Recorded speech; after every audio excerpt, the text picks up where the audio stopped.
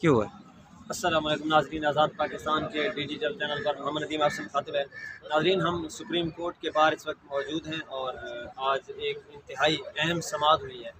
वो समाअत मैं आपके सामने चीफ जस्टिस साहब के जो अहम रिमार्क्स थे वो आपके सामने रखूँगा, लेकिन सबसे दिलचस्प सूरत हाल और एक सन्नाटा बनाने वाली सूरत हाल उस वक्त पैदा हुई जब चीफ जस्टिस ऑफ पाकिस्तान वो उमर रज़ा बिंदयाल साहब वो कोर्ट रूम में जज्बाती हो गए अटॉर्नी जनरल से बात करते हुए। मैं आपके सामने वो समाअत का अहवाल बताता हूँ। सबसे पहले खैबर पख्तूनख्वा और पंजाब में इंतखाबात अल्तवा केस की समाअत हुई, जिस पर सबसे पहले अटॉर्नी जनरल ने 27 फरवरी का अदालती हुक्मनामा पढ़कर सुनाया और उसके बाद उन्होंने इस्तदा की कि ये जो 3 रुकनी बेंच है इसको फुल कोर्ट में तश्कील दिया जाए और उसके बाद समाअत की जाए। चूँकि ये दरख्वास्त दी थी उसको रद्द कर दिया, मुस्तरद कर दिया चीफ जस्टिस ऑफ पाकिस्तान। उसकी भी वजह वो आगे चल के बताते हैं, लेकिन मैं आपको सबसे पहले उसके रिमार्क्स बता दूँ उनके। सबसे बड़ा मामला चीफ जस्टिस को बेंच की असर नौ तश्कील के लिए भेजा गया था। चाहता तो तमाम जजेस को भी तब्दील कर सकता था। अगर आप वही करना चाहते हैं जिससे मसला बना तो ये हमारी प्राइवेसी में मुदाखलत होगी। आपने कहा कि जजेस ने समाज से माजरत नहीं की थी। अटॉर्नी जनरल ने ये सवाल किया तो चीफ जस्टिस ने जवाब दिया, मैंने इस हवाले से कुछ नहीं कहा। कल और आज 2 जजों ने समाज से माजरत की। बाहमी इतराफ़ और शाइस्ता गुफ्तगू पहले भी हुई और बाद में भी। कुछ नकात पर हमारी गुफ्तगू ज़रूरी है। सियासी मामला सामने आए जिस पर मीडिया और इस पर प्रेस कॉन्फ्रेंस से तेल डाला गया। अदालत ने सारे मामले पर तहम्मुल का मुजाहरा किया। कुछ लोग चंद जजेस पर तनकीद कर रहे हैं, कुछ दूसरे जजेस पर तनकीद कर रहे हैं। हम इस मामले को भी देखेंगे। सदर ने 90 दिन की मुद्दत के 15 दिन बाद तारीख दी। सदर को इलेक्शन कमीशन ने हालात नहीं बताए थे। सदर को अब हालात से आगाह किया होता तो शायद 30 अप्रैल तक ये तारीख ना आती। अदालत के सामने मसला उठकर 8 अक्टूबर की तारीख का है। अदालत मुश्किलात पैदा करने नहीं बैठी। अदालत को ठोस वजूहात बताएं या डायलाग शुरू करें। एक फ्रीक पार्टी चेयरमैन की गारंटी दे रहा है, शायद हुकूमत को भी माजी भुलाना पड़ेगा। असम्बलियों की मुद्दत वैसे भी अगस्त में मुकम्मल हो रही है। अगर हुकूमत और अपोजिशन के मुज़ाकरात हों तो कुछ दिन वक्फा कर लेंगे। अगर मुज़ाकरात नहीं होने तो आइनी किरदार अदा करेंगे। अदालती फैसला देखकर आपको कहेगा कि बाख्तियार फैसला है। हर फरीक के हर नुक्ते के फैसले में जिक्र करेंगे। 20 अरब के अखराजात पर पहले अदालत को बताएंगे। अखराजात कम करने की तजवीज़ दी। समात रोकने वाला हुक्म हम जजेस आपस में ज़ेर बहस लाएंगे। आप दर्जा हरारत कम करने वाली बात कर रहे थे, हम तो तनकीद का जवाब भी नहीं दे सकते। जजेस के अंदरूनी गुफ्तगू अवाम में नहीं करनी चाहिए। दर्जा हरारत कम करने वाले ऑप्शन पर ही रहें। जल्द ही इन मामलों को सुलझा देंगे। पहले दिन फुल कोर्ट तशरीह देने की सजा की थी। अटॉर्नी जनरल ने यह सवाल किया, इस नुक्ते पर आप दलाइल ज़रूर दें। फुल कोर्ट वाला मामला मेरे जहन में था। अदालत बेंच बनाते वक्त बहुत कुछ जहन में रखती है। एक बात यह जहन में होती है कि मामूल के मुकदमात मुतासर न हो। मौजूदा दौर में रोज़ निपटाए गए मुकदमात की तादाद बढ़ रही है। बाज़ औक़ात तमाम जजेस दस्तियाब नहीं होते। गुज़िश्ता हफ्ते क्वेटा, कराची और लाहौर में भी बेंच थे। इस हफ्ते भी लाहौर में बेंच था। 9 रुकनी बेंच तश्कील देते वक्त तमाम जजेस के बारे में सोचा। जस्टिस अतहर मिनुल्लाह को आइन से हम आहंग पाया। Justice Mansoor Ali Shah, justice Yahya Afridi, justice Munib Akhtar आइन के माहिर हैं। जस्टिस इजाजुल एहसन भी आइन के माहिर हैं।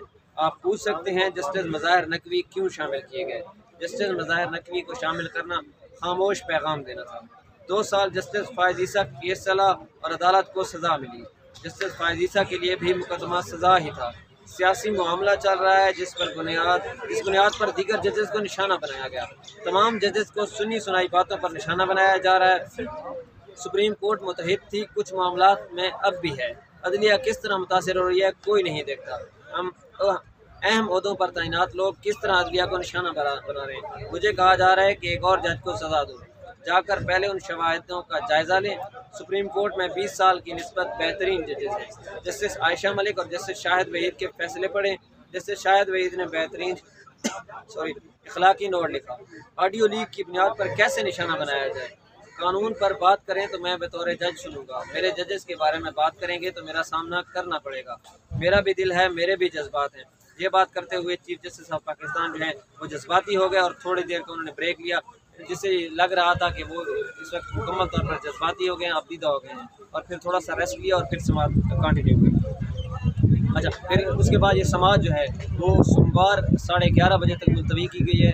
और इसके दरमियान बार बार अटॉर्नी जनरल ऑफ पाकिस्तान जो थे वो ये इस्तदा करते रहे कि फुल कोर्ट बेंच बनाया जाए, फुल कोर्ट बेंच बनाया जाए। लेकिन आखिर में चीफ जस्टिस ऑफ पाकिस्तान ने ये दरख्वास्त जो है मुस्तरद कर दी और फिर हुकूमत से बात की कि हुकूमत को इस वक्त क्या मसला है। तो हुकूमत ने कहा है कि हमें इलेक्शन के लिए पैसे चाहिए, हमें फिर से अमन पाकिस्तान में नहीं है, दहशतगर्दी के खतरात है, ये सारी वजूहत बताई। तो चीफ जस्टिस ऑफ पाकिस्तान ने कहा कि आपको कितने पैसे दरकार हैं।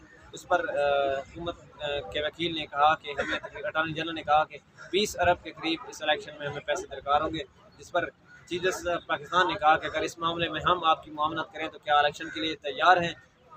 और फिर ये समाज जो है, समाज 11:30 बजे तक मुलतवी की गई है और चीफ जस्टिस ऑफ पाकिस्तान ने उनको यकीन दहानी कराई है कि आप पीर को तमाम तर जो मसाइल हैं वो लेकर आएँ और उसके बाद हम आपको मुआवनत करेंगे। इस पर भी आप सोच के रहें कि अगर आपको पैसे चाहिए तो पैसे भी हम फराहम करेंगे, अगर आपको सिक्योरिटी चाहिए तो सिक्योरिटी भी हम फराहम करेंगे, लेकिन आप इलेक्शन करवाएँ, क्योंकि आइन के अंदर 90 दिन के अंदर अंदर इलेक्शन कराना लाजमी है।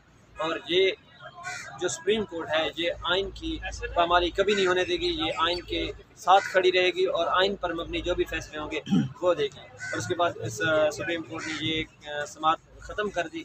और इससे पहले जब सुबह समाअत 11:30 बजे स्टार्ट होनी थी तो 4 रुकनी बेंच ने समाअत करनी थी।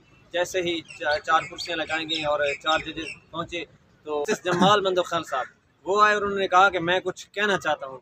तो उसके बाद उनको इजाज़त दी गई, आप कुछ कह सकते हैं। तो उन्होंने कहा कि मैं इस बेंच से अलहदा होना चाहता हूँ। पिछले दिनों जस्टिस ज़मीनुद्दीन साहब जो थे वो इस बेंच से अलहदा हो गए थे और आज जस्टिस जमाल मंदोखैल साहब अलहदा हो गए, जिसके बाद फिर एक कैफियत पैदा हो गई और बेंच जो है टूट गया। उसके बाद चीफ जस्टिस ऑफ पाकिस्तान ने कहा कि हम थोड़ी देर में नया बेंच बनाकर वापस आते हैं और फिर वो उठ कर चले गए।